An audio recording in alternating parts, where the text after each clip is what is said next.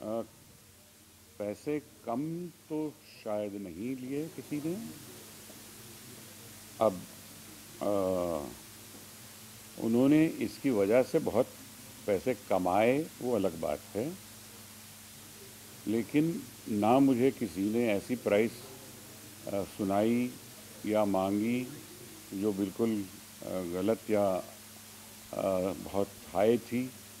बहुत ऊंची प्राइस ली किसी ने। सब सही, मुझे लगता है सब ने सही प्राइस ली।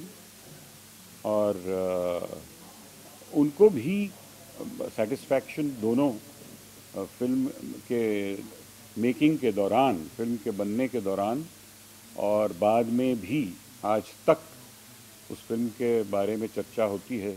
इसलिए ज़रूर सेटिस्फैक्शन भी बहुत मिला होगा, जैसे मुझे मिला है उनको भी मिला होगा। तो मैं समझता हूँ the deal was more than fair for all of us.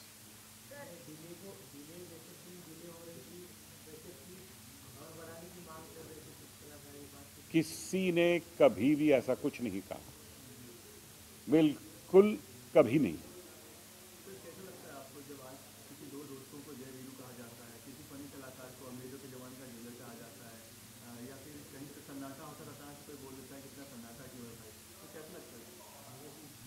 बहुत बढ़िया, बहुत अच्छा लगता है। 40 साल के बाद अगर फिल्म और उसके डायलॉग, उसके जो कलाकार और उसके मोमेंट्स, उसके डायलॉग, उसकी लाइंस आज भी लोगों को याद है, आज भी आम तौर से इस्तेमाल किए जाते हैं वो सब, और शोले के बारे में भी याद दिलाते हैं और शोले के डायलॉग कहाँ कहाँ फिट हो जाते हैं। ये बहुत कमाल की बात है, ये कभी हुआ नहीं। फ्यूचर कुछ भी हो सकता है, लेकिन आज तक तो नहीं हुआ इस तरह। बहुत सी अच्छी फिल्में ज़रूर बनी हैं, मैं खुद उनको सल्यूट करूँगा, मुग़ल आज़म रही हो या बहुत सी ऐसी फिल्म जिनके डायलॉग भी बहुत पॉपुलर रहे हैं, लेकिन शायद इससे ज़्यादा पॉपुलर होना मुश्किल होगा। सर अभी हम लोग देखते हैं कि मूवी जो है वो बॉक्स से मतलब थिएटर में ज़्यादा चल रही है। इस टाइम विनर का मूवी थिएटर था, विनर का, वो आपके मूवी से स्टार्ट हुआ था और 286 पे आपकी मूवी चली। तो उसके बारे में आप आ, देखिए, उस वक्त आप ये बात मत कभी भूलिएगा कि थिएटर्स में फिल्म देखना वो सिर्फ एक ही जगह थी जहाँ आप फिल्म देख सकते थे। तो जो बहुत लॉन्ग रन पकड़ती थी फिल्में, वो सिर्फ शोले नहीं, शोले बहुत लंबी चली और जितनी चली उससे और भी चलती। कुछ उस वक्त उस सिनेमा की बहुत डिमांड थी, इसलिए वहाँ मेरी खुद फिल्म आई तो मुझे वहीं रिलीज़ करनी पड़ी। और कहा हमने मजाक में ये कहा भी था, शोले उतरेगी तो शान से। तो इस तरह हमें फिल्म को उतारना पड़ा अपनी ही फिल्म के लिए, और भी चलती वो। लेकिन वो इसलिए भी था। आज जैसे है फिल्म आप अपने फ़ोन पे भी देख सकते हैं, आप टेलीविज़न पे देख सकते हैं, इंटरनेट पे देख सकते हैं। तो आप 50 बार देखना चाहें तो भी आपको वापस सिनेमा में जाने की ज़रूरत नहीं पड़ती। तो इसलिए भी था वो, उस ज़माने में ना पायरेसी थी ना कुछ। I think it was a wonderful time for cinema. It still is. लोगों को आज भी फिल्में बहुत पसंद है, एंटरटेनमेंट है उनके लिए उनको अपने फेवरेट कलाकारों को देखकर, स्टार्स को देखकर बहुत मज़ा आता है। और आज भी बहुत उम्दा एक्टर्स और एक्ट्रेसेस हैं और मेकर्स भी हैं और अच्छी फिल्में बन रही हैं।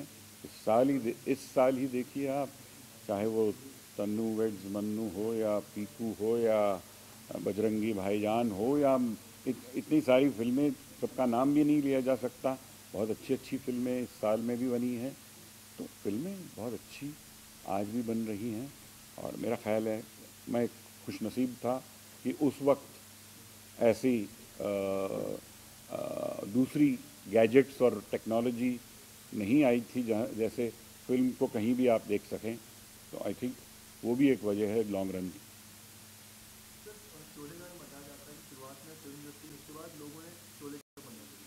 बहुत गलत बात है। ऐसा बिल्कुल नहीं हुआ। बहुत इंतज़ार था लोगों का इस फिल्म का, लोगों को, और जब लगी वो फिल्म धूमधाम से खुली, हाउसफुल थे हर जगह, और ब्लैक में टिकटें बहुत बिकी। ये बहुत गलत फैलाया गया है। यस, क्रिटिक्स ने क्रिटिसाइज़ बहुत किया। पंडितों ने, जो ट्रेड पंडित्स कहते हैं, उन्होंने फिल्म को बिल्कुल नहीं माना कि ये फिल्म चल सकती है, ये फिल्म डिज़ास्टर है, ऐसे कहा गया। लेकिन दर्शक जो सिनेमा में जाता था, उसको पहले दिन से फिल्म पसंद आई, और पसंद आने लगी वो अलग बात है।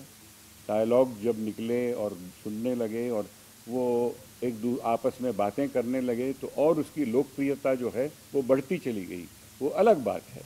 लेकिन कभी भी ऑडियंस ने ये नहीं कहा कि फिल्म में दम नहीं है या फिल्म अच्छी नहीं है। ऑडियंस, वरना सेकंड वीक में रिपीट ऑडियंस कैसे आ सकती है, जो डायलॉग आने से पहले वो डायलॉग बोलना शुरू कर दिया था सेकंड वीक में। तो ये बिल्कुल गलत बात है। और ओपनिंग तो इतनी बड़ी स्टार कास्ट को, वैसे भी आपको पता है, आज भी सलमान खान, आमिर खान, शाहरुख खान की फिल्में लगती हैं तो किस तरह की ओपनिंग मिलती है, सब हाउसफुल होता है। तो उस वक्त भी ये बड़ी फिल्म थी, तो ओपनिंग भी मिली थी और फिर लोकप्रियता बढ़ती गई उसकी। ऐसे नहीं कि लोगों ने नापसंद की फिल्म, और वर्ड ऑफ माउथ से, वर्ड ऑफ माउथ उस फिल्म के लिए होता है जो छोटी फिल्म होती है, लोग बात करने लगते हैं तो उसके कलेक्शन बढ़ते रहते हैं, वो अलग बात है। इसके साथ ऐसा नहीं हुआ। ये बात मुझे पिताजी ने महसूस नहीं होने दी। मिस्टर जीपी सिप्पी बहुत बड़े दिलदार आदमी थे। उन्होंने कभी भी मुझे during the making of the film ये नहीं कहा, ये क्या कर रहे हो बेटा, कहाँ तक से कहाँ बजट चला गया, देख रहे हो। वो ये देख रहे थे, उनको ये नज़र आ रहा था कि किस तरह मैं फिल्म बना रहा हूँ, किस तरह सारे आर्टिस्ट और टेक्नीशियंस कोऑपरेट कर रहे हैं, और किस तरह अच्छी फिल्म बन रही है। उनको बहुत उम्मीद थी इस फिल्म से, बहुत उनमें एक जोश था इस फिल्म के बारे में, और वो बिल्कुल सही निकला। और तकलीफ़ें हज़ारों, रोज़ कुछ न कुछ प्रॉब्लम्स नए आते थे, लेकिन हम उन्हें पार करते गए, ओवरकम करते गए, और एंड में जो हुआ सबके सामने है। 40 साल बाद हम उसी की बात कर रहे हैं। वो तो बहुत कम हो, तो क्या फ़र्क पड़ता है, बताइए। पुलिस ऑफिसर था या आर्मी ऑफिसर, वो तो हम प्रैक्टिकल रीजंस के वजह से हमने चेंज किया। आर्मी में कुछ वहाँ शूटिंग करने के लिए प्रॉब्लम हो जाते हैं, इसलिए हमने सोचा कि एक सिंपल सी पुलिस ऑफिसर की कहानी होती तो और अच्छा होगा। और कहीं ना कहीं वो बाद में कुछ ये बात मिलिट्री के ख़िलाफ़ लगेगी या कुछ ऐसा लगेगा या वैसा ऐसे प्रॉब्लम मुझे चाहिए नहीं थे। क्योंकि मेरी फिल्म अगर बॉर्डर की तरह या इनकी तरह होती तो फिर वो हम बनाते हैं, लेकिन हमें कोई फ़र्क नहीं पड़ता अगर ऐसे या ऐसे था या वैसे। इसलिए सिंप्लीफाई करने के लिए हमने ये किया। Okay, thank you very much.